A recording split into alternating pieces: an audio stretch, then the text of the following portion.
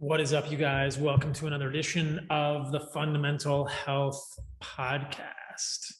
It is now the second week of August, and that means that the Animal-Based 30 is in full swing at Heart and Soil Supplements. If you have not joined us for this, you are missing out. There are so many free resources there for you. It is amazing. We have a free 30-page ebook, question and answers with me, the infographic on how to eat an animal-based diet, and it is all free at Heart and Soil Supplements. You guys know about us. We are the company that I built that creates grass-fed, grass-finished, regeneratively raised, desiccated organs, as you see behind me in this video over there, of all sorts. Our two recent releases are Whole Package and Her Package. Whole Package has testicle, blood, and liver. It's our men's supplement, and it's my favorite one. If you have not taken testicle as a man, you should try. You will feel it. Women are loving Her Package, which is uterus, ovaries, fallopian tubes, kind of all the women's reproductive organs, in addition to kidney and liver, a women's support supplement. So if you are a man or a woman, we have the supplement for you. Those are our newest releases, and they are all aimed at helping you reclaim your birthright to radical health, which is also something that we are doing with our Animal-Based 30 this month. So between changing your diet, changing your life, getting more organs with our supplements, we want to be able to really help you reclaim your birthright to an amazing, beautiful life that we all have. So join us at heartandsoil.co and animalbased3030.com. All right, guys. My podcast guest this week is Donnie Vincent. You heard me talk a few weeks back to Michael Easter about his book, The Comfort Crisis. And in that podcast, we talked about Michael Easter going on a 30-day hunt with Donnie Vincent in the Arctic. And I got interested in Donnie Vincent's stuff. If you look at him on Instagram, he has amazing stuff. He's doing incredible things. He's really a legitimate hunter and doing things in the backcountry and in the Arctic, going to Adak Island and stalking a deer for years. So this is a really fun podcast. I apologize. The lighting on his end is a little bit dark. He's in his cabin, but it's legit. That's exactly where he wants to be. And he is very interested in wilderness and what it takes to be a human today. So enjoy this conversation with Donnie Vincent. And if you like this podcast, please leave me a review on Apple Podcasts. I really appreciate all the reviews that you've given so far. It is how we reach more people. It's how we spread this message of what I believe is an ancestrally consistent, human, species-appropriate diet and way of living. And if you want other people that you care about to benefit from this podcast, or people that you don't even know about to benefit from this podcast, please leave me a review on Apple Podcasts. I will give away a signed copy of my book every month to one person who leaves me a review on Apple Podcast. Thank you, guys. On to the podcast with Donnie Vincent. Love you guys. Stay radical. Donnie Vincent, thanks for coming on the podcast, brother. Yeah, thanks for having me. I'm really excited about this. I am really excited about this too. I recently interviewed Michael Easter and kind of learned of your work through him. One of my friends here in Costa Rica showed me his book, The Comfort Crisis. I know on this podcast, we'll talk about the trip that you guys did in Alaska. But I love in the book, he describes you as like, I don't remember his exact words, but in a way that a well-penned journalist could. He described you as like some kind of backwoods Fabio. Did you know he described you that way in his book? Oh, yeah. I mean, I read the book, but I didn't really recall that part. But I know that he and Rogan kind of got fixated on that in the beginning of their podcast. But yeah, that's embarrassing. I thought it was awesome, and I was like, I'm going to tell Donnie Vincent that when we do our podcast. That, I mean, it's not the worst characterization you could imagine of yourself, right? Yeah, so, I mean, yeah. Yeah, I mean, you could be worse, right? Definitely. Being a backwoods Fabio, that's not so bad. Okay, I like to start with interesting stories, and you are a great storyteller from all of your hunting. But I thought we could start with the story of Steve, which you tell in your video, The Rivers Divide, and it's a really compelling story, and I think it'll be a great lead-in for a lot of things we're going to talk about in this podcast. So tell me the story of Steve, or Steven. Is it Steve or Steven? Steve, but I call him Steven in the film just when I'm like at wit's end, right? Right. So, yeah, so that's a story. That's a ranch that I have hunted for the last almost 20 years in western North Dakota, right on the Montana border. And it's a spectacular place. It's fantastic wilderness. There are wild bison there, moose, white-tailed deer, mule deer, mountain lions. It's incredible, and it goes all the way up from you have the Badlands, basically that surround the entire ranch, and then through the middle of the ranch you have the little Missouri River. And white-tailed deer generally do quite well in river country, river bottom country. And so I was hunting white-tailed deer and in this place, and I'd heard, which is really fun to kind of begin the story in this manner. But I was talking to the rancher, and when I showed up, because I hadn't been to the ranch in a year or so, but as I was passing through to come and hunt, um, I sat down with the rancher and said, "Hey, like, how's the ranch doing?" And how, we always talk about the rain in the forecast, and we're always talking about how his crops are growing and how the cattle are doing. And he said, I'm starting to hear, because there was a few other guys, old timers that he had that would bow hunt the ranch. And he said, I'm starting to hear about a really big deer across the river that a few of the old timers have seen and missed, and they've come in white as a ghost and, stuttering through sentence fragments about this massive deer that they'd seen in these little woodlots. And I said, oh, no kidding. Okay, well, I'm going to check this out. And um, to back up a little bit, I had hunted the ranch. So it was 2 years prior. I had hunted the ranch on a late winter, an early January hunt, and it was very, very cold. And I was hunting this particular area of where these older gentlemen were seeing this deer. And I saw this really handsome buck, really, really handsome 10-point buck. He had 5 points on each side. And but he was young. He was only 4 years old. And I'm looking at the configuration of his body. I'm looking at his antlers. I'm just looking at the general condition of him. And it's just like looking at a human being. You can look at somebody and say, I think you're in your 20s. I think you're in your 30s. Well, I looked at this guy and I said, I think he's 4 years old. And I ended up passing him. He came close enough for me to shoot him with my bow, but I ended up passing him because he was a young deer. And as I ended that hunt, I called a very good friend of mine who had hunted the ranch a lot, and I told him about the deer that I passed, and he said, "Oh, you just passed Steve." That's a 10-pointer that he had named Steve after a friend of his had told him that naming deer is the dumbest thing that he'd ever heard in his life. And so he's like, "All right, well, I'm going to name this deer after you." And so that's how Steve got his name, and so I started hunting him, and it was quite a chess match, if you will. It was quite a cat and mouse, a predator prey kind of engagement. And I saw him in September on a kind of a chilly, misty, rainy September evening, and I was hiding in a tree stand, and he had come in, and it was one of the most fantastic animals I'd ever seen in my life. He was stunning, and he had massive antlers, and he had now grown from 4 years old when I saw him 2 years ago to now he was 6.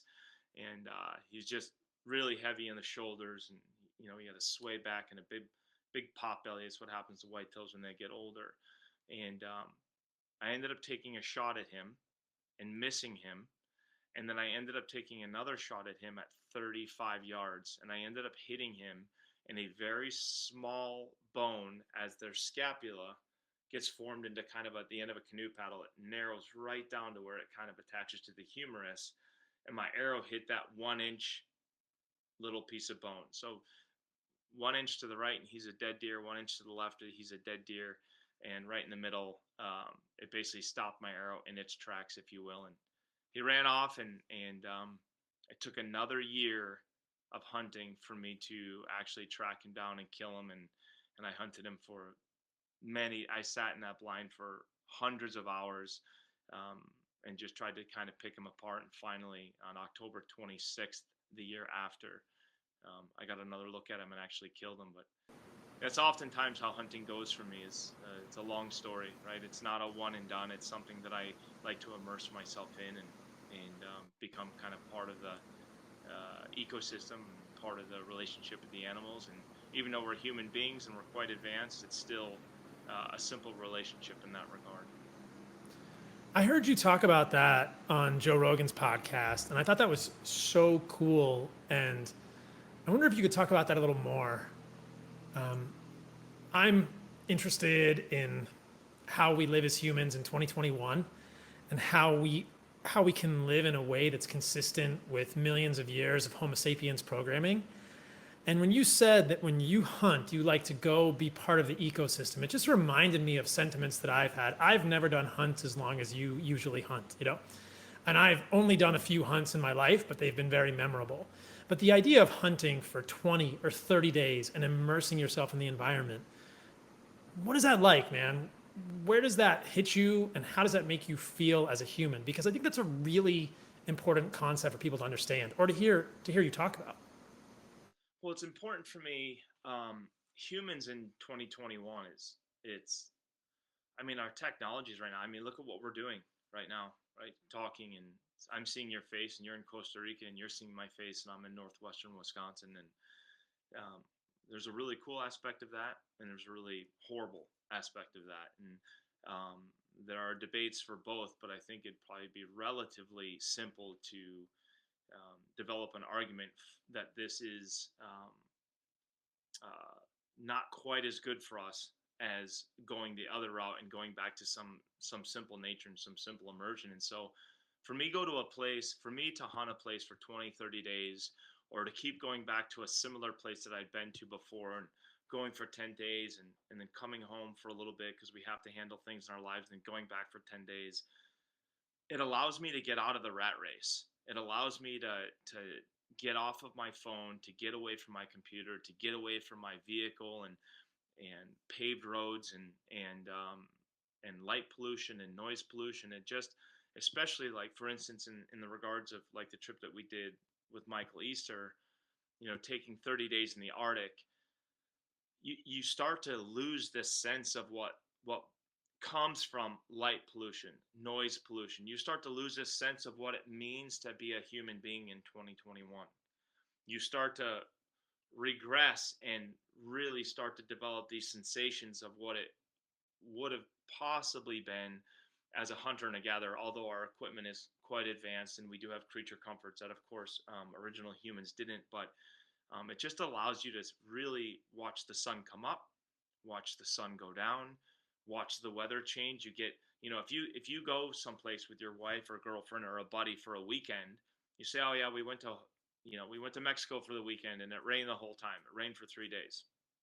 Well, you're kind of um, complaining a little bit about the weather, but if I go to the Arctic for 30 days, I see rainy stretches, I see windy stretches, I'm able to see the animals kind of ebb and flow. Several years ago, I went up to the same region that I took Michael, not the exact same place, but another place, and I got there at the end of August, and I left at the beginning of October. And when I landed, everything was green. It was really rainy. It was warm out. I was wearing a t-shirt when I was hunting. Bugs were bad. I was watching blueberries were at their peak.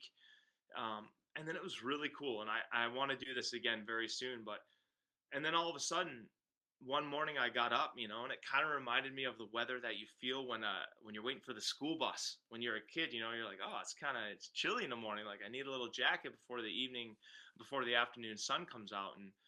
And I started to see these little yellow points on the leaves, right? The leaves to get really bright yellow just at the tips and the edges. And then, a few weeks later, I'm waking up in the morning and I can see my breath. Or a few days later, I can see my breath and I'm having a cup of coffee. And now the leaves are in full color. I'm stepping outside the teepee and it's literally the hillside. The mountains around me are on fire with yellow. The mountains did have a little bit of snow right at the tip, but now the snow is migrating all the way down the point of the mountain, and you got to see the mooses. I was hunting moose on that trip, but you got to see the moose, their behavior change. Got to see the grizzly bears transition from berries to ground squirrels to starting to kind of sniff around some of the moose, and you got to see the wolves transition. And it's just a total. It's separating yourself from what we are right now, and then it's immersing yourself into that world, and it's easily the most rewarding aspect of life for my life. And yet so few of us get to experience this, right? I've often wondered if this level, this depth of exposure of humans to wilderness is necessary for us. Like this is written into who we are as humans. I can't believe that it's not. I really think it is. And I just think that it's disappearing and vanishing so quickly, and that very few people get to see this. And that's profound to hear you say this is one of the most incredible experiences of your life, is just to be in a wilderness for extended amounts of time. Easily. This is easily, in the book, Michael's book, The Comfort Crisis, he lays it out. He goes and talks to all of these scientists that I believe most of the scientists he talked to don't even do these things themselves, but they've researched it in other people, and they have pretty hard science to say of how we improve our minds and our physicality and our form and function. And us as human beings, it's really an interesting story of how, I mean, we have a massive population now. And every day that goes by, all that happens is we get more unhealthy as a population. We do less for ourselves. We push our bodies and our minds less because we have things that are so simple. I mean, imagine if you and I were setting up this interview to do, let's say you were writing a hardcover novel and you wanted to interview me. And so let's say, I'm some famous doctor in upstate New York. Well, you would have to write me. And then I would have to write you. And then you would have to write me. We'd have 6, 7, 8 months of correspondence. And then I'd have to hop on a train or ride a horse. And you'd have to hop on a train or ride a horse. Or you'd have to hop on a boat to get from Costa Rica. And we'd have to go through this vast. And then we'd probably spend a week or two together sharing meals, walking through the forest, being at some, a hotel or a house or a cabin, and the experience would be tenfold of what we're going to achieve today, in the hour that we're going to have a conversation. And so I think it's vital for us, but we've gotten in such a hurry to feed everyone, to save everyone, to make everything as convenient and comfortable as possible, that our populations are now exponentially going through the roof, to where like we can't even, I hear people say, well, not everyone can live this way, because everyone lived this way, there wouldn't be animals left. And they're absolutely correct. And there's something to think about there, is that the earth isn't supposed to have 8 billion people on it. We're not supposed to celebrate row crops of corn. I saw a picture recently in the Minneapolis airport. I wanted to vomit. And I'm sure everyone that walked past the picture was like, oh, this is amazing. But it was a giant picture of corn, just corn as far as you could see. And it was from, I don't want to name the company, but it's a massive food company in Minneapolis. And it said, we're working on feeding 8 billion people. And okay, so great. Now you've fed 8 billion people. They've had sex, babies. Now what does 8 billion turn into? So then, what they should say is, we're working on raping the soils of all its nutrition, insects, and relationship that it has with funguses and with the wild world, to feed 8 billion people, because that's what we need. We need more people. We need more obesity. We need more disease, and we need less room and less, mental and physical health. And less wilderness. Yeah. And more people who are malnourished and have nutrient deficiencies. I couldn't agree more. I mean, I can guess what companies that might have been from, but I agree with you completely. And that's one of the reasons that I'm in Costa Rica now, or that I've decided to spend a lot of my year here, is that I live in the jungle, and I'm closer to a little bit of quote unquote a wild lifestyle. It's not complete wilderness. I live in a house. I have a podcast studio, but I can get closer. And when I was a young man, many moons ago, I thru hiked the Pacific Crest Trail, and that was the longest amount of time that I've spent in the wilderness. And it was 3.5 months, and it was probably one of the most joyous times of my life. I've talked about it on the podcast previously, but all I did every day was I woke up, I ate a Cliff Bar or something, because I didn't understand, nutrition the way I do today. Yeah. I ate a Cliff Bar. I walked with my friend. I tried to stay dry, and then we would cook corn pasta with butter, and I would eat Pop-Tarts, and my audience is cringing right now, but I had a very simple life is my point. All I had to do was walk and eat and stay dry and warm. And it was joyous. And it just being in the wilderness and and just slowing down relative to what I experienced in the mainstream culture, which even in the year 2000 was very different than it is now. We didn't even really have cell phones then. The world Yeah. has changed so much in 21 years. But even then, every time we would leave the trail to go to a grocery store to get food, because throughout the trail you do these resupplies, I would walk into the grocery store and this abrasive, discordant scene would hit me of fluorescent lights and straight aisles. And, now I know after talking to Michael Easter about landscapes of despair and these right angles. And it was just so interesting to have the juxtaposition of those experiences. And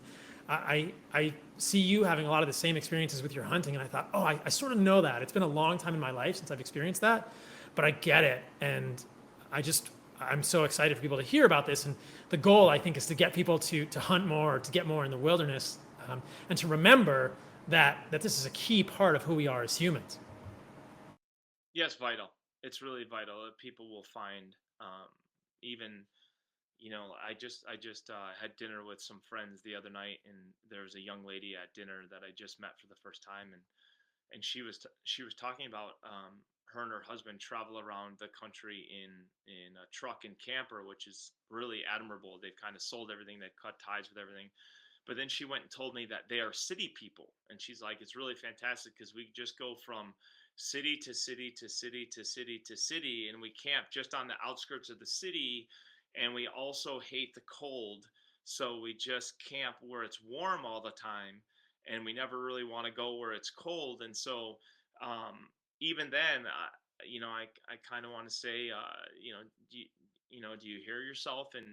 And it just, the group of people that have developed interest in kind of embracing the suck, the rain, the cold, being afraid of bears or small airplanes or jaguars or a fertile ants in Costa Rica or whatever, or big spiders, tailless scorpions, eyelash vipers, things like that that just kind of get in your head. But we get away from that stuff. But that's really what being alive is all about. I just look at people right now, and it's so sad. I went fishing with a buddy of mine on, Sunday, and on our way home, we had to stop at a gas station, just outside of a city in Minnesota, a city named St. Cloud. And he ran inside to grab some stuff, and I sat in the truck and just watching the people. It was midnight. It was midnight, and I'm watching people. The place was, I couldn't believe it. It was packed. This gas station was packed at midnight. And I'm just watching people go in and out, zero pause, and they're wearing basketball shorts, and they're wearing, sweatpants, and they're wearing pajama bottoms, and they are all literally dripping in fat. It's dripping out of their bodies, and I'm watching them come out with frozen pizzas and donuts, and these are things that, just to clarify, like, I will run 100 miles to eat a good pizza. I would run even further to eat a dozen donuts if I'm in that mindset. Like, those are my things that I use to cheat and sometimes to, uh, dump dopamine into my brain. But I just am watching this, and, I don't know. I just wish people would, um, pour into this, right? Pour into who they are as a person. Like, obviously, you and I both know what's going on with COVID and the lunacy around this, virus. And yet no one, and I know everyone's talking about this, but nobody even talks about obesity. Nobody even talks about mental health. Nobody even talks about the degradation that we get from our phones. But this cough comes through and kills some people, which I've got news for everyone. Like, we're all gonna die.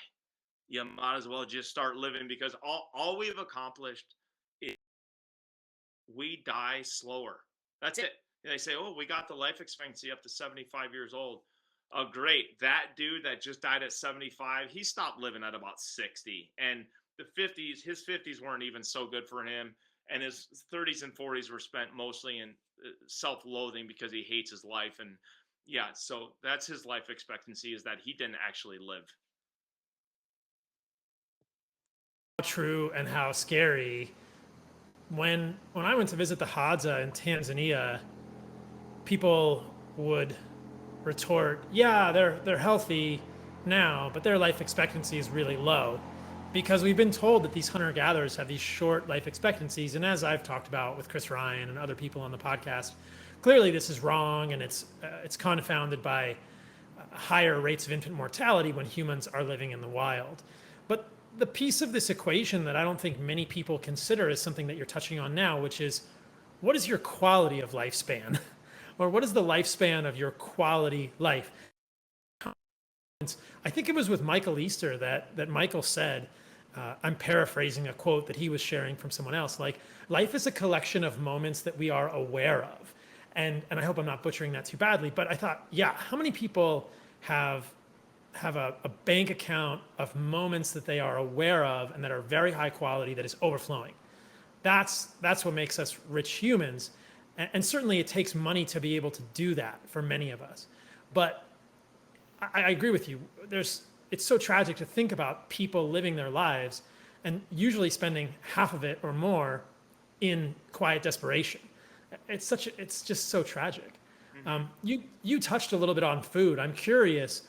I know you're hunting with a bow and with a rifle, and you're hunting caribou and moose and deer. And what's your diet like, generally speaking? I know you're at your cabin right now. I want to talk to you about that as well, and that you do have a house and you live, you know, sometimes in like a city in Oh yeah. in yeah. So like, but what's your, I imagine when you get the meat, you're eating a lot of game meat. But generally, what's your diet like, and how do you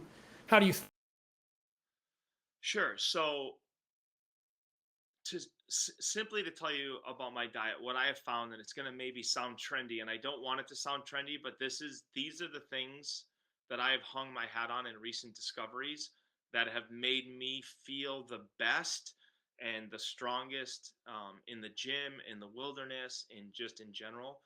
Is I have found a love for fasting.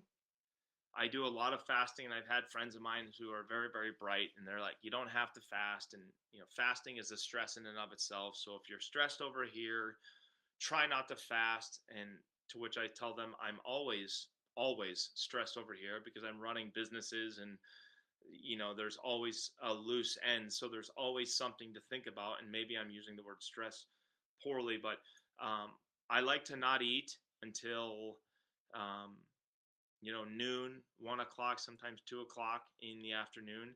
And my first meal of the day is always, it's a collection of moose meat or caribou meat or ducks um, there's a bison place near where I live called North Star Bison in northern Wisconsin, and they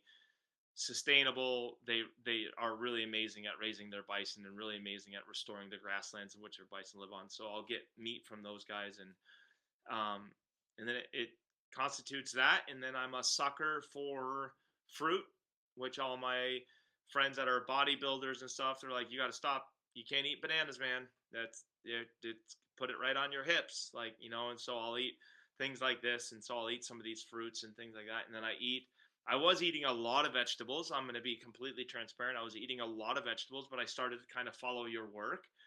And I mean, I was eating like, I would make a bowl of salad, and I'd be having dinner with a girlfriend of mine, and she's like, "You that's not for you, right? That's not only yours, is it?" And it's just a massive, and I'd eat two of those a day. And but I'll basically do 2 to 3 meals a day. I try to eat all my calories, and this is where it's going to sound trendy, but I'm just telling you this is how I feel. I love to, if I can eat all my calories in about a 6 hour window, that's ideal for me. I've talked to Michael Easter about this, about how much protein I'm supposed to be getting, because I've heard we can get by on very little protein. I eat about 150 to 200 grams of protein a day. I'm eating more and more meat and less vegetables right now, and like I said, I'm a sucker for fruit. And then this is also slightly embarrassing, but I enjoy it. And you have to do things that you enjoy. But I make a protein shake every day, and I make my protein shakes kind of decadent. So I'll use whole milk, protein powder, and then like a banana and I use some of that stuff from on it, fat butter or something like that. And so I'll make it's kind of like if you lie to yourself and close one eye, it kind of tastes like a milkshake. And so What about organs? Are you eating organs in these animals you're killing, or is it the muscle meat? it's mostly the muscle meat, but like I harvest, like the problem with the organs is they don't make it out of camp. That's the problem. And so like the heart and liver, like gone, like heart, liver, and the rib cages are gone before the airplane comes and picks us up, or nearly gone by the time the airplane comes and picks us up. And so I am going to, because of following you, like let me rephrase that. I never buy organ meat, but I just took a delivery of some bison organ meat. Amazing. And so I'm going to start incorporating organ meat more into my diet, but I would love to hear, yes, I'd love to hear what you think. So are the heart and liver not making it out of camp because they're too heavy to pack, or you're eating them in camp while you're waiting them for the airplane? Eating them. Oh, you're eating. Yeah.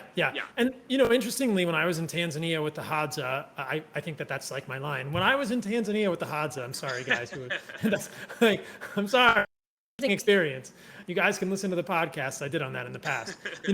When we would hunt, the organs were the first thing we would eat as well, and that was consistent. They would eat the organs always first. I think probably because the organs spoil more quickly than the muscle meat, or they wanted to get them. So when we hunted a baboon one day for 8 or 9 hours, and before we even had that baboon back in camp, it was on the fire, taking the hair off, and then they were passing around the liver and the heart and the kidneys and probably a little bit of the spleen or something. And so we were eating the organs first. So that kind of makes sense that the organs may not make it on the plane. But yeah, I'm just fascinated by the unique nutrition in organs. And I think if there is, I hate this term, but if there is a superfood, organs are it. And the deeper I go in organ foods, the more interested in this I get. And it's funny because one of my friends had this great meme that he posted on Instagram the other day, and I reposted.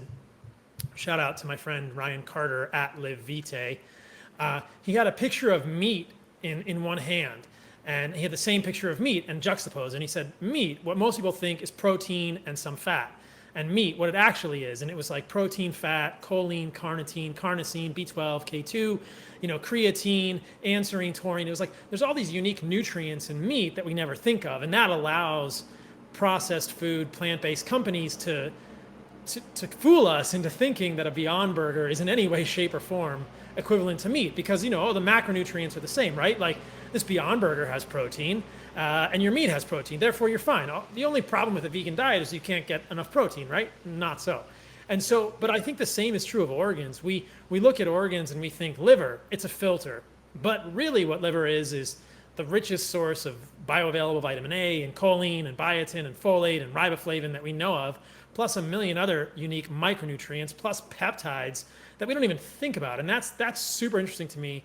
And I hope that in the future, nutritional research will begin to look into this, though I'm not completely confident that it will. So eating all of the animal is just so interesting when you think about there are these small molecule peptides that are less than 50 amino acids. And we know about some of them, like people have heard of ipamorelin or tesamorelin or BPC 157. These are kind of in vogue in like, quote, biohacking circles. But many of those or derivatives thereof occur in organs, and that's a fascinating piece of human nutrition that I think we miss by not eating organs. And so, I personally, and this always gets a snicker, I love eating testicles of animals for that reason. And I'm thinking, okay, I'm a man, like I want to support my sexual health, and it's probably beneficial for women also. So I want to get the unique peptides that are in testicles, and I want to get the unique peptides that are in heart or spleen or pancreas or kidney and liver. So I just find that very fascinating, and I think there's a precedent for that in terms of like ancestral peoples and hunter-gatherers, wouldn't you say? I mean, I'm sure you've encountered this too, right?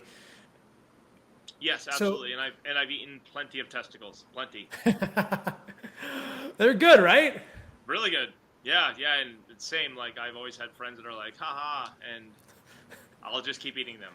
Yeah, so more for me. You can laugh, more for me. So you told this story on Rogan's podcast that I would love to have you tell again, and it was about the wolves.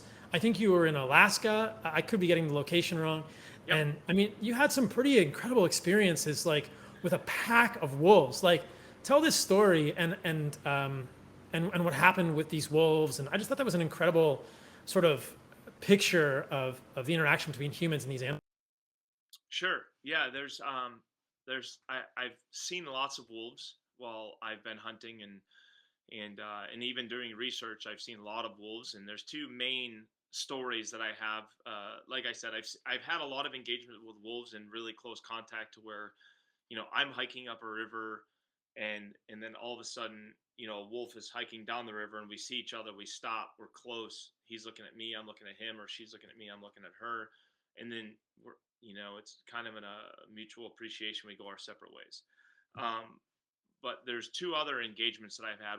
My first one was in Alaska. I was doing research for the U.S. Fish and Wildlife Service, and one night I was just in my tent, and there were three people in camp, two biologists from the lower 48, and then a native gentleman, an Eskimo native from the village of Tulaksak, and we heard wolves howling in the distance. And so we all came out of our tents. It was late at night, probably midnight, 1 a.m., something like that.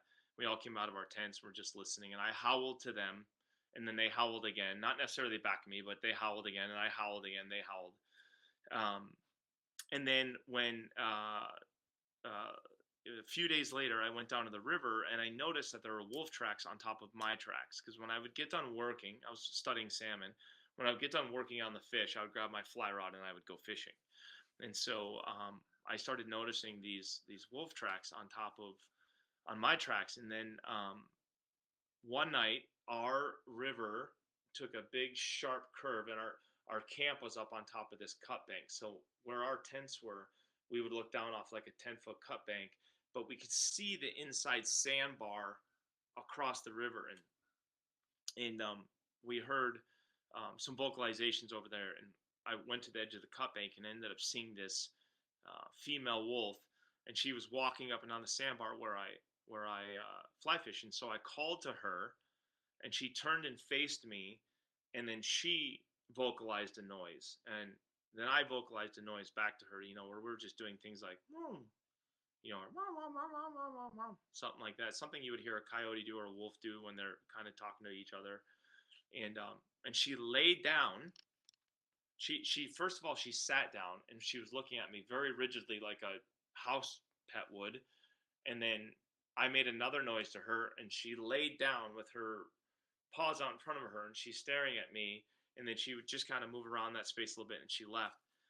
Well, I was down there maybe the next day. The timeline starts to get fuzzy for me because it's so long ago, but and I was there for 5 months, so the time span kind of gets a little fuzzy. But um, one night I was fly fishing, and I felt like something was watching me, and my back was right up against these tag alders that would grow in the river corridor. And so I was looking back at the alders, and there's a lot of grizzly bears here too. So I was just trying to mind my P's and Q's, and as I was searching through this picture of brush, then I saw her face just isolated right there in the bushes, and she was right there, and she would come out. And it was really funny because I said this to Joe, and he's like measured on his desk, because Rogan's always trying to catch you in a lie, like, you really knock someone out with one punch, that's like one punch, and then he got knocked out, wasn't two punches, wasn't two and a half. So he's like, I said, she walked behind me just a few feet away. He's like, 2 feet or whatever it was, 3 feet. And I said, all right, it might have been 2 feet. Cause like, she probably would have ripped my arm off, but I probably could have touched her. This is how close she was to me. And when I wasn't looking at her, she was kind of sniffing me. But when I would make eye contact, she would snarl at me. She'd raise her lips up, and I'm sure she's just posturing like, don't you freaking try to touch me. And so we went, and then I started seeing other wolves, and I remember I saw another wolf the next morning it was, and then I was like, oh, there she is. But then I saw another wolf, and so then I was like, oh, somebody's with her. Her pack is here. And then I think it was that night I was sound asleep, and this wolf howled, and I had a 12 gauge shotgun with me for bears and whatever else I would need it for. And I sat up in bed, panicked, grabbed my shotgun, put one in the chamber, and I just sat there kind of a little Blair Witchy, just sitting there panting, looking around in my tent. And then I heard something shuffling, and so our footprints didn't impact the tundra where we were doing our research. We had these little planks that we built, so we walked basically on like Lincoln logs to our research tent, our cook tent, our individual tents. And so I heard something on my plank, and I was in a little north face, kind of like a lemon drop looking tent. And I unzipped the tent a little bit, peeked out, and what I can only characterize as the alpha male was sitting on my plank outside in front of my tent. I mean, he's feet outside of my tent, and he howled sitting right there. And it was just, I don't want to say bone chilling, because there was nothing, not once I saw him, there was nothing scary about this. I was just like, I emptied my gun, hung it back up, laid back down, and just, I didn't go back to sleep, but I was just hyper aware of what he was doing. The next morning, I'm walking to the cook tent, and this wolf comes out from behind another tent, and he's walking. I mean, he's like 15 yards away, 10 yards away, something like that. And then I see another wolf and another wolf. And I kept taking pictures of them, and I kept kind of engaging with them, because I was like, today's going to be the last day. Today's going to be the last day. But they kind of just stuck around, because they were using my research gear, which was kind of like a floating, it's called a weir. It's a floating plastic fence going across the river. They were using that to catch dead salmon. That's why they were there. They weren't there because of me. They were there because of the food source. But they started to get really comfortable with me, and I got really comfortable with them, to where I described on Rogan's, like, I would go for long hikes for exercise across the tundra, and they would freaking go with me. And they'd walk like 100 yards behind me, and they were doing their own thing. Like, it wasn't like it was person and pet, or master and animal or whatever. It was just, they would just kind of go with me, and we'd do these big walkabouts. And I think I admitted on Rogan's, embarrassingly, I tried to feed the head female. Like, I tried to feed her, which is just not a good idea. Because I had a big, fresh, dead salmon, coho salmon, and she wanted it, and I tried to hand it to her, but she wouldn't come close enough. She was probably within 10 feet, but she wouldn't come any closer. And if I took a step, she took a step back, and she maintained that distance. And then I just tossed it to her. She would grab it and go and eat. But the closest she came was the night that I was fishing. But they hung out there, man. They hung out there, and it was really cool. And then I had another time in the Arctic when I was stalking a bull moose, and there was a pack of wolves that were also stalking a bull moose. And we kind of ran into one another, and they circled me all within 20 yards, all within 10 yards. And they're all communicating and looking at me. And, in my opinion, I had a wolf biologist kind of send me a nasty report after I was talking about this. It felt like I said hunting me. It didn't feel like they were hunting me, but it felt like they were looking at me like, whoa, is this a food source? And you could see within seconds, their eyes seemed to open up to more of a curiosity than, ooh, we've discovered something to maybe chase. But they still came in and all around me, and it was a fantastic experience, and one I'll certainly never forget. Yeah. I mean, how does it feel to interact with wildlife like that? In my limited experience, I've never been around wolves, but it feels so alive. Is that what you experience as well? It's just such a unique experience. Yeah, it's amazing, his big eyes, and how they're moving. They're always kind of moving as though you're going to try and touch them. And, they're always trying to posture themselves to not be in a vulnerable position. They have these massive eyes, and, they're doing this to survive. They're doing this to hunt. So their senses are pinging. You can see it. Your senses are pinging, because wolves are so secretive. You just generally don't see them like this. And then you have this, a sliver of fear, because you're like, are they, there was 3 of us in the instance in Alaska, I guess both places, even though I would see the ones near the Tulaksak River, I would see them oftentimes when I was by myself or with one other person. But when the ones we ran into in the Arctic, there was 3 of us together. One of the gentlemen that was with me is a dear friend and photographer, Chris Kirkby. He was panicked at first. Like, he actually swore, and all I had was a bow. We didn't have a gun, and he asked me, like, why aren't you knocking an arrow? And I said, we're fine, man, we're fine. Just calm down. And then the other photographer with me, William Altman, who does he's part of Sick Manta, and he's my director of photography. He immersed himself too. Like, I was like, we just started filming them and being part of them. And, but yeah, it's very moving. It's incredible. Do you think you've ever been hunted by an animal on any of your hunts? Do you think you've ever been hunted by wolves or bears? Never, never by wolves or bears. Maybe, maybe a mountain lion that I didn't know about. I may have been followed by a mountain lion, and then the same ranch where I killed Steve, I would sit up in the bluffs in the morning and glass the whole river bottom and try to figure out what the deer were doing. And there's mountain lions there and big ones. I would get pictures of them near my tent. But I'd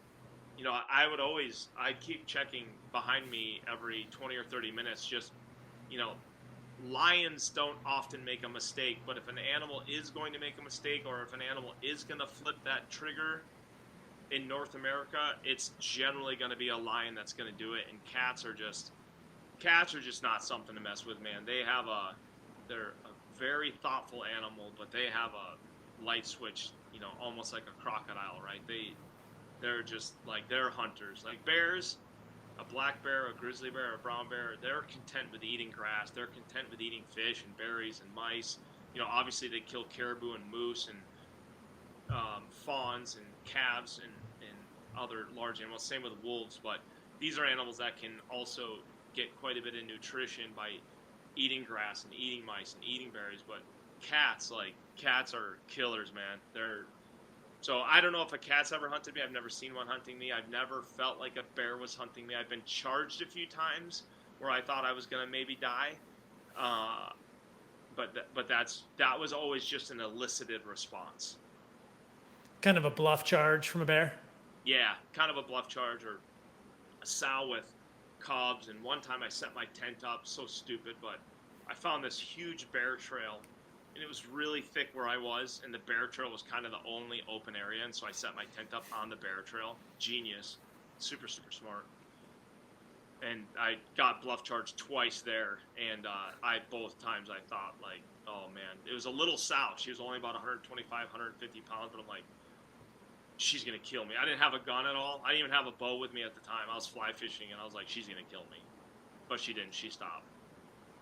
I used to do a lot of distance running in northern Arizona around Flagstaff.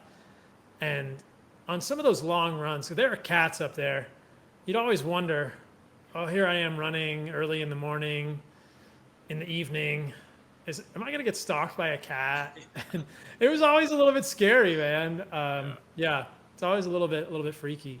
So, why don't we go to the beginning here and tell us your story, man? How did you end up in this position in your life where you're someone that goes into the wilderness for long amounts of time on these hunts? Like, how did this happen for you? Um, it's what I wanted to do, right? It's there was no recipe for it. I wanted to be around wildlife. I wanted to travel. I wanted to spend as much time outdoors as possible. Um, I knew hunters did it. I grew up reading several hunting books penned by Jack O'Connor, and I would read about these guys that would go on these big expeditions, and I knew I wanted to do that like that. I knew above everything else, I wanted to be in the wilderness. I wanted to see the animals. I wanted to engage. It wasn't just about trophy hunting. It wasn't about checking species off a list. No, I wanted to hike through the mountains. I wanted to have a camp. I wanted to make cowboy coffee and feel the feel the chilly mornings that these guys had written about, and see the animals that they had written about, and the snow and the adventure and the river crossings. And then I ended up getting out of. I was never a very successful student in high school. I wasn't a very successful student in college, but when I went to college, I realized, a friend of mine brought me a brochure one time for the University of Minnesota College of Natural Resources, and there's a picture of a cow moose on the cover, and he brought that to me, and he's like, check this out. This might be right up your alley. And I just started looking at all the curriculum and the courses about plants and about mammals and about fish with ichthyology and about ecology and biology, and so I was like, yeah, maybe this is the route that I'll go. Is I'll get a degree in wildlife biology or fisheries biology, and then I'll be able to contribute to these sciences. I'll be able to contribute to these animals, and I'll get to be out in the wilderness. And I did that, and it was amazing. It led to some incredible experiences that I've had. I've studied tigers for a short time in Bangladesh, in Nepal. I've worked in Alaska for several years. Worked in northern Minnesota, and all of them came with really fantastic experiences. And I got to learn from men and women that are far more intelligent than I am, and it was just really fun to see really high functioning, very very bright scientists, and I was just completely blown away by their craft. But it still wasn't hunting. It's still, there was still an element that was kind of missing, and so honestly, one thing just kind of led to another. I was still going on hunts, sometimes with friends, sometimes by myself, and I was drawn to the North Country, and then I was doing my research, and then through probably social media and through filmmaking and through companies, camouflage companies and binocular companies and gun companies and bow companies, like looking for somebody to kind of hang their hat on. Companies started to approach me and said, "Hey, I heard you're going to the Yukon to do a sheep hunt. Um, we really like your style. I met you at this show. I really liked how you carried yourself. Do you mind if we send a photographer along with you? We're doing a cover story on sheep, and we think you'd be great subject matter." So, yes, I'd love that. That's really interesting. I'd love to, and then I'd travel along with this photographer and tell him stories, and we'd engage with one another and go through the hunt process. And then when we get home, he'd share the photos with people and tell the story. And then more context kind of came, and and then as I would engage with companies, I realized that they wanted something sold, they wanted photos for their catalogs, they wanted me to help them test gear. And so I started thinking like, oh, well, I want to tell some stories. Like, I love the product development, I love the testing, I love, um, not for my ego, but it was fun to see me on the cover of a hunting catalog, or fun to see me on the cover of a hunting magazine, because these were the things that inspired me when I was a little kid. So it was fun to think about inspiring another little kid or someone else to go out and do these things. And so um, I just decided that I wanted to tell some bigger stories and to do it on my own. And I ended up working with another gentleman who shall remain nameless, but he was not a very good person. I didn't enjoy working with him. He's very talented with a camera. He was a nice enough guy, but I saw how he treated his employees. I saw how he treated other people. I saw how he treated wildlife, and it was all of it was very gross. And so I just decided that I was going to leave, start my own company, and quite frankly, I stole all of the extreme talent that he had working for him. He had an editor, a director, and editor working for him, and then he had a photographer working for him. And I told those two guys, I said, "Hey, I'm leaving, starting my own company. Do you guys want to come along?" And they both said yes. And the three of us have been together since 2010 or 2011, something like that. And now you have, and that company is Manta, right? And you have Yep. your YouTube channel. And I would encourage everybody, whether you're listening to this on YouTube or you're listening to this on a podcast, to check out Donnie's YouTube channel. There's a lot of beautiful videos there. There's short videos like Flourish, and there's longer videos like The Rivers Divide and Winds of Adak, which I want to talk about as well. But yeah, I mean, the work you're doing there is really cool. And when I found this, I was like, oh, this is fun.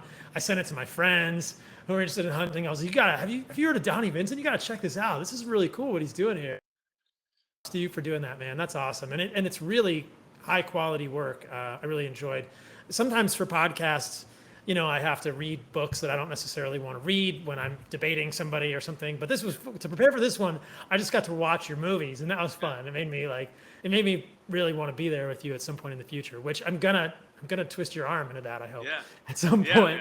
man, absolutely. No, and it's been really fun. And now we do it for companies too. Like Manta, we have a client list that we work with. And like this last week, we did a shoot for Mossberg Firearms, and we filmed. They're launching 2 or 3 new pistols for home defense, and then a new 12 gauge for home defense. And so we got to find characters to film, and we filmed them, and we're putting together commercial spots which are going to help Mossberg sell firearms. But it's really fun that the expanse of our work and the depth of our work and our work ethic has brought these companies to us, which allows us to do this work, which allows us create a flow, but then it also allows us to have money coming in the door to go and do the things that we want to do, like Winds of Adak or The Rivers of I, Terra Nova, our more full-length films. And we have a lot of work that's filmed right now. Like, I'm really excited to come out with more work, but one of our snafus is we have lined up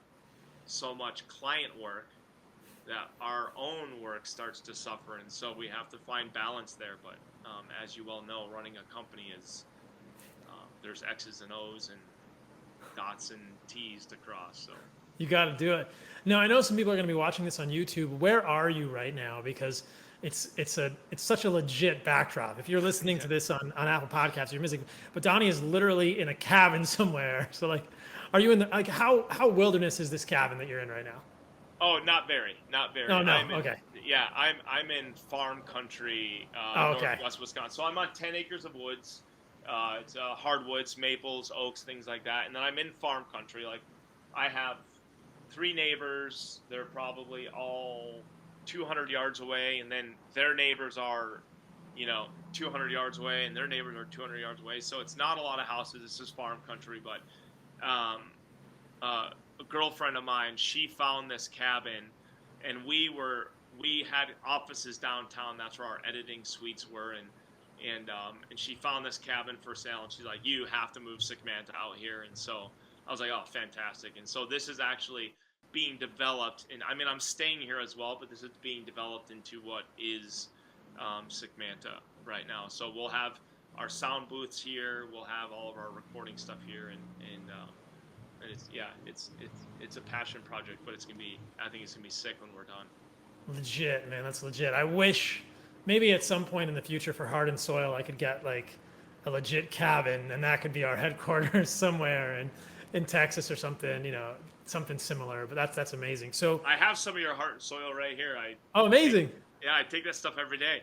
Awesome. You liking it?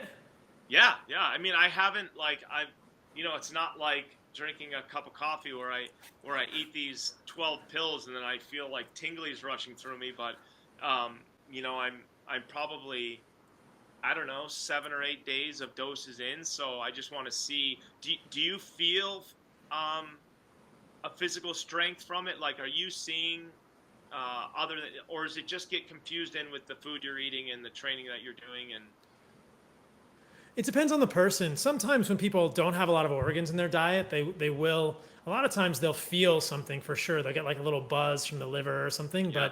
But it's the nutrients are in there and they're doing good for humans. And so, if your diet is very rich in like meat and organs, you may not notice it as much. But for people that don't get that stuff, they usually feel it for sure. It's pretty cool to see, man. It's just meant to be a nice. Just a nice entry point for people who don't want to eat the fresh organs, and that's what I'm about. Just making it easier for people to get into this lifestyle and start thinking about the quality of their food and where they're getting their nutrients from. But what kind of hunts do you have coming up, man? I know you said you've already filmed some stuff. Where are you going next, and what is exciting for you in the future? Like, where do you want to go? What do you want to hunt? What kind of wilderness do you want to be in? yeah, well, one of the things to speak to the cabin and to life, like, I'm hoping in the near future that I'm able to move into more of a wilderness area. I would love to move to a place where I'd have to access it by boat or airplane or access it, maybe by truck. But I want to get off the beaten path and maybe get on an island somewhere and just kind of have these experiences at my fingertips and not have to go so far to experience them. But also I want to say, whether you're in New York City or LA or Miami or wherever you are, like, there are places that you can go outside. You can get outside in parks and or getting outside of the city. Like, it doesn't have to be the Arctic Circle of Alaska.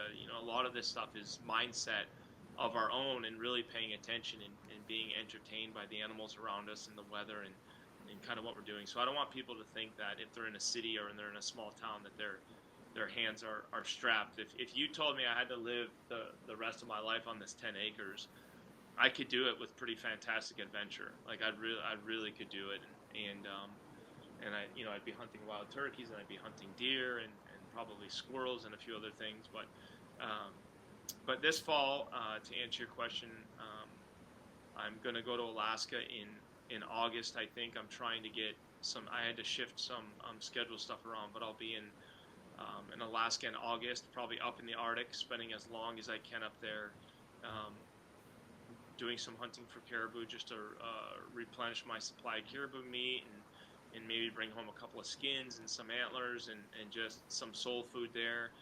And then one of the hunts that I'm really excited about is I have a moose tag this year, which is really hard to get. I have a moose tag in northern Maine, which is hugely moving to me because I grew up wanting to live in northern Maine and wanting to hunt in northern Maine, and all of my relatives are from northern Maine, and so I have a moose tag up there this year, which will be just spectacular to be in that country at the end of September and the beginning of October. But those are my two main hunts. I'll go to Nebraska and do some hunting in Nebraska this year. I'll be in Illinois for a little bit. And then there's several waterfowl hunts for ducks and geese that I'll do both around Wisconsin. And then I want to get out to the West Coast and do some sea ducks with some friends and get to some wild places. And I'm trying to also, I'd like to get sneak some fly fishing in Alaska when I'm up there and for caribou. So maybe dipping down on the Alaska Peninsula and things like that. But Awesome. It's cool. I mean, I love to surf, and one of the interesting things about surfing is that it can take you all over the world and you can go to interesting places, and that's one of the reasons that I spend time in Costa Rica. And what you're doing is the same. You're sort of like, where can I go in the world to hunt these animals? It's just, it's all adventure. I love that you use that word. I don't think I've used that word enough, but it's really what we're all about, right? It's like yeah, we need adventures, just like we need wilderness as humans. We need adventure, we need risk, yeah. we need challenge in all of those spaces. Now, the other film you had that I watched was Winds of Adak, and that was up on Adak Island in the Aleutians, right? It's in the Aleutian chain. Yep. It's nearly at the end of the Aleutian chain. It's something like 1,200 miles from mainland Alaska. Tell us a little bit about that one as we wrap up here. Like that was pretty stunning. The photography, the scenery, it looked so sparse. You're in your tent for days, it's rainy by yourself. Like talk to us a little bit about that hunt. That place is crazy. It's so literally like if you're looking at Alaska, so like here's the peninsula, here's mainland Alaska, and then here's the Aleutian chain. Like it's way out at the tip, way out at the tip. Like Russia is literally right there. You're starting to see. We would see waterfowl species. We would see bird species that you only see basically in Europe, but you see them as they're kind of passing through that maritime area out there. But um, it was a place where war actually took place in the United States, which is very unique. There's a large military presence there of years gone past. You saw it in the film. We're walking through town. There's maybe a few hundred people that live there now, and you don't even see them. They don't even come out of their homes. Like I was there for weeks, and I wasn't in town for weeks, but I was on the island for weeks and moving around town when I was in town for a couple of days here and there. Like you don't even see people walking down the street. Like it's a full ghost town, but you get to see the remnants of war there. You get to see the remnants of the army barracks, old movie theaters, old restaurants, and so it's very haunting to see this infrastructure of where the military came in, built up this relatively big base, and then just one day, boom, they just upped and left. And so it is a wild place, man. But they brought caribou there so that the soldiers didn't die of famine, essentially, so that they had something to hunt and something to survive on should they get stranded on one of the islands or should they get stranded off base in some sort of military fashion, whether that be in training or an actual battle. And so they brought in caribou so that these guys would have something to hunt. And so those caribou have now boomed in their population to where they are, they're basically eating themselves out of house and home. The island can sustain some caribou. It cannot sustain the numbers that are there now. So it's basically open reign on caribou there to for as many tags as you have, you still have to have a hunting ticket.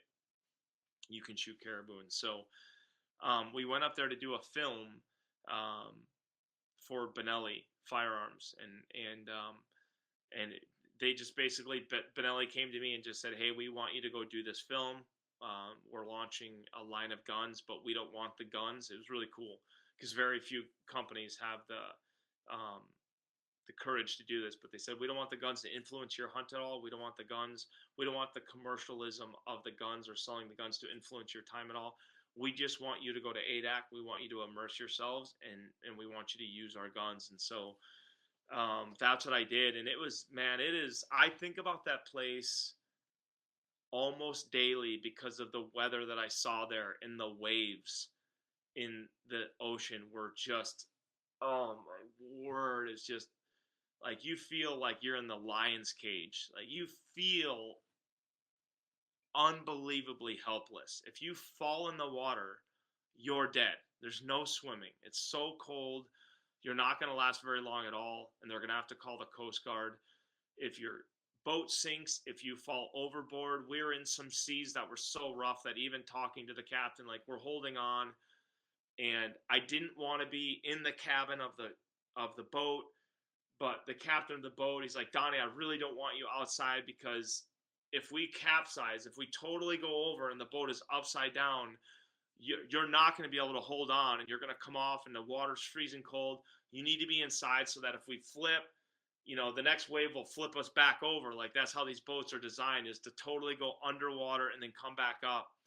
But I didn't want to be in there, and so I was holding on outside, and my crew was holding on outside, and it was just, you literally feel like you're in a cage full of lions that want to eat you, and there's nothing you can do about it. And you're just in the seas there, the current is ripping, the wind is going one way, the current's going another, and then they have these shelves, these underwater shelves, where it's like, I don't remember the numbers, but it's like 1,000 feet deep, rocketing up to like 250 feet deep. So you get these spiked waves that, something that you could almost create in a bathtub. I like playing with a child's toy, and you get all these disorganized.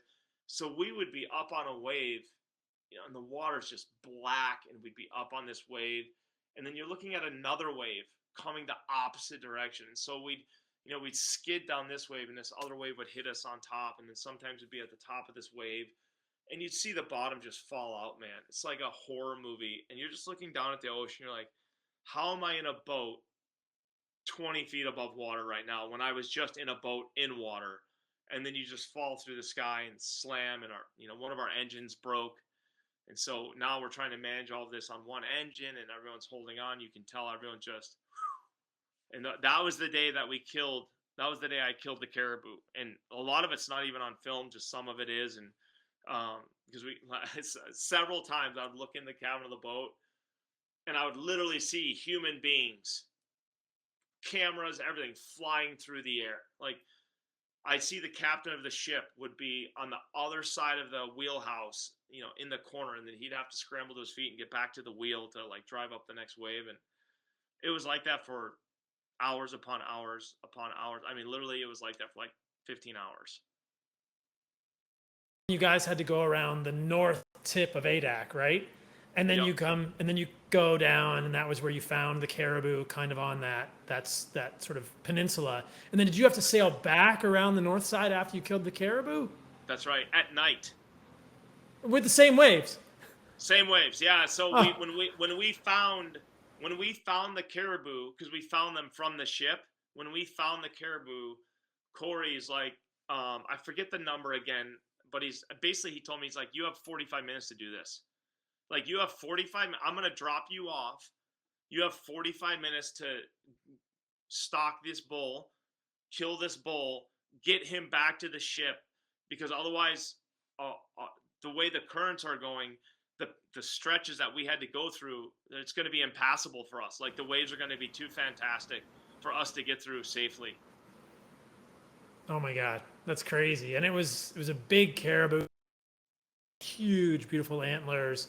And it was so interesting in that movie because you guys get off the boat and you spend, it would look like at least 15 minutes cutting rope off this one caribou's antlers. There was one caribou that was like a smaller bull, and it had this rope, or this tie down rope stuck its antlers, and it was kind of dying. And you guys spent all this time freeing that one before you go hunt a bigger one. Yeah, so he had probably, and I'm surmising this because I wasn't there, but he was probably 3 years old, 2 years old, 3 years old, something like that. And he was probably rutting going through their process of when they have sex, and this bull was probably rutting and probably rubbing. There's all this debris that washes up on our beaches, especially out there, right? You get all these ocean liners that are flipping, sinking. There's ropes and bottles and just sea trash that washes up. And, he was probably rubbing his antlers on this big ball of rope, kind of like to practice fighting and to kind of show the other bulls like who he was. Like, this is something that caribou and basically all deer species do. So when we got off the boat, I just thought he was feeding. So I was like, oh, look, there's a bull right there feeding. And I knew he was young. But then as we got closer, I saw that his, rope was all in his antlers, and I could see his eyeballs. He was in an absolute panic so he's choking to death, and he's starving to death. And then now, here he's got something scary rolling up on the beach that he's probably never seen in his life or hasn't seen very much in his life. And I was embarrassed because I had my hunting knife was in my backpack because we were coming through the sea. So I get a lot of flack for this. Like, what is this hunter doing without a knife on his hip? Well, I had packed everything in my backpack so that if we were to capsize, I could grab my backpack and have everything that I needed. And so when I got on shore, I looked at the bull, and there was one of the rope was right around his chin, and he was pulling against himself, and it was cutting off his carotid arteries and his trachea. I was like, oh, he's choking himself. And I was like, the other gentleman's name was Scott. And I was like, Scott, give me your knife. No. And it was funny because we kind of teased him a little bit jokingly, and then I ended up needing it. But Scott didn't go anywhere without his little multi-tool on his hip, his little Leatherman. So he whipped that thing out, and he's like, hey, we were doing it regardless. He wanted to save the bull. I want to save the bull. And neither one of us was worried about our safety or, like breaking our wrists or getting stabbed. It was just, I wanted to cut that chin strap first. So I cut that right away, but I didn't want to, like your carotid arteries right there, eh? So I'm cutting this, but I got to get the blade parallel to his skin so that if he lunges, I don't kill him myself and bleed him out like a pig. And so I'm trying to get the knife parallel, and I'm maintaining the antlers. And so it was just taking the time to save that bull's life was never a question. I knew we had a limited amount of time, but he had to come first. Above all else, we have a responsibility to the wilderness, to even the fellow man, right? You see things that we do to each other as human beings, and it's disgusting. And so he had to be first, and then our task at hand had to come. And we were late. We were on he told me I had 45 minutes. We were on the island for like an hour and 20, and going back at night was pure hell. Oh my God, but you made it. That's incredible. It's a great movie. I recommend it to everyone. Where can people find more of your stuff? We talked a little about your YouTube channel, but if people want to see your work, if they want to support the stuff you're doing, if they want to learn more about the wilderness Fabio that is Donnie Vincent, where can they go? On Instagram, I'm Donnie_Vincent, DONNIE_VINCNT. I have DonnieVincent.com, which is our website. It's getting overhauled right now, or is about to. Facebook, which I have to get back on because I haven't been on Facebook in over a year, and I probably have some responsibilities there. And then YouTube and stuff. But I'm not terribly active on social media. I try to do as best I can, but I also, I need to do better. I need to write better. I need to have more of a presence, but I'd rather just experience life as it's happening in front of me. Yeah, I'm not such a big fan of Instagram these days. My audience will know that for sure.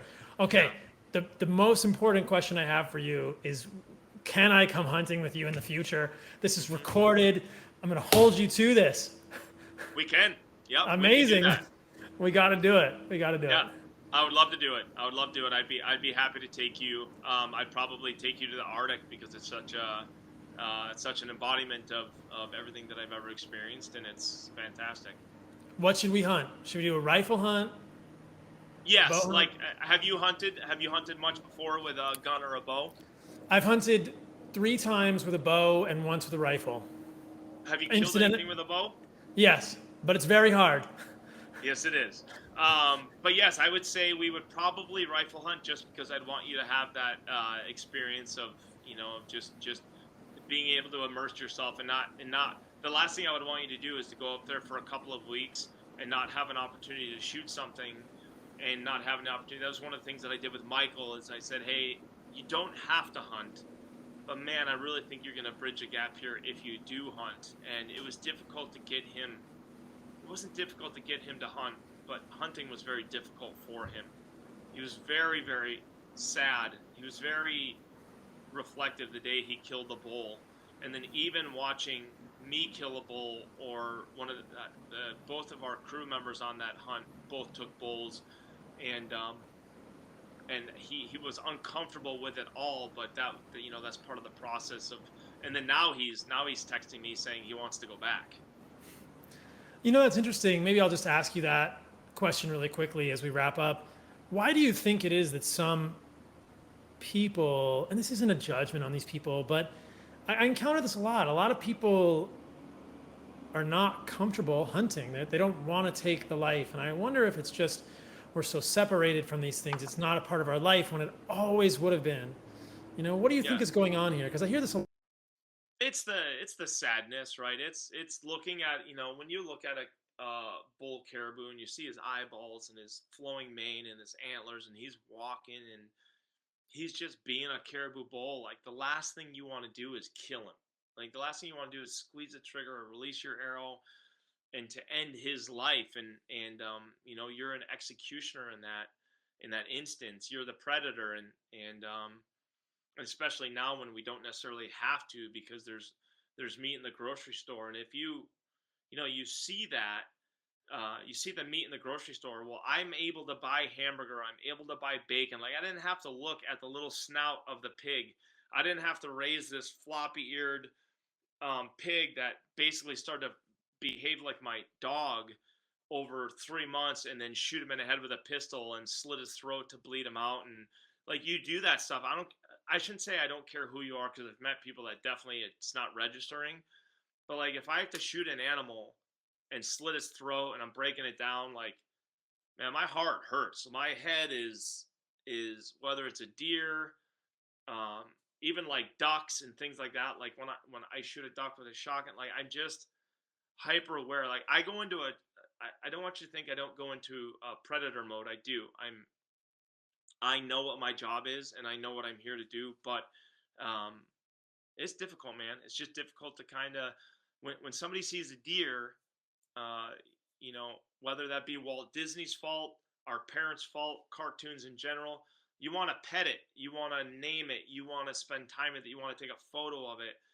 You don't necessarily want to kill it, but if you had to live out here, if we were feeding our sons and our daughters and our grandparents and our husbands and wives and friends, you'd see that deer and you'd see that skin as something to sleep on or cover up with, and you'd see his or her bones as potential tools to make our lives easier. You'd see that flesh as sustenance. Like, most people never really get to experience hunger, and we always say, and I am guilty of it too, you'd be riding with a buddy of yours, like, oh, can we stop and get something to eat? I'm starving.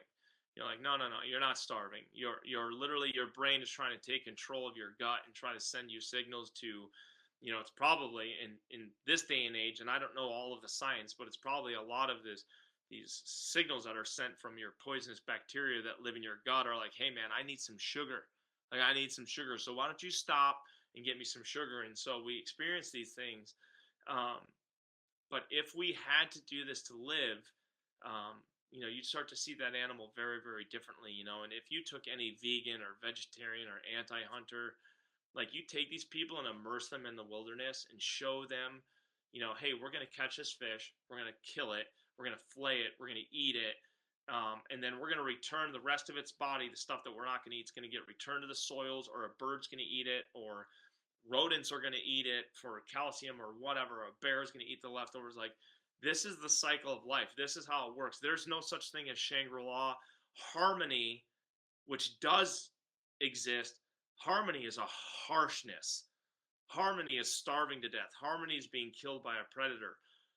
Unfortunately, we're trending from harmony to where we're now dying from heart disease and obesity and mental health. And because we have softened these our spikes of engagement, we're supposed to be hungry, we're supposed to be cold, We're supposed to break bones. We're supposed to fall. Some of us are supposed to die young. Some of us are supposed to die in the middle of our lives. Some of us are supposed to die in an elder age. That's why we have differential reproductive success.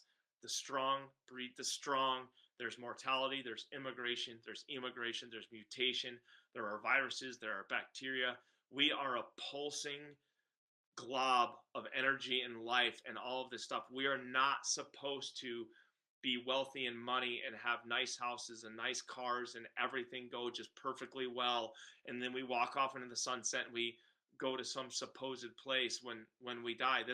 That is not a reality of a living animal and how it works with the world. That's what we're living with right now. But all we are is trending towards our next mass extinction. That's all we're trending towards right now. There's going to be fantastic infrastructure for the next people to find. It's crazy to think about, and I also wonder how long Homo sapiens will last on this planet. There's all sorts of speculation about how long or how not long we'll last, but yeah, you got to wonder when as a species we're going to go extinct. But for me, the few times that I've hunted animals, I've had a real poignant experience, and then seeing that animal has been a very stark reminder, at least for me, to be a good human. And it is a hard thing, but I think I've said this before, it's a very sharp reminder of this responsibility that I bear by eating nutrients from these animals to be a good human, And Yep. it's like this, like you said, it's a cycle of life. It's give and take. In order for something to live, something else must die.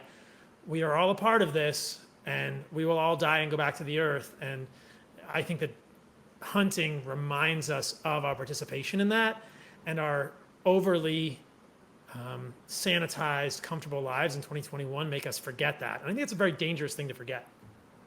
Absolutely.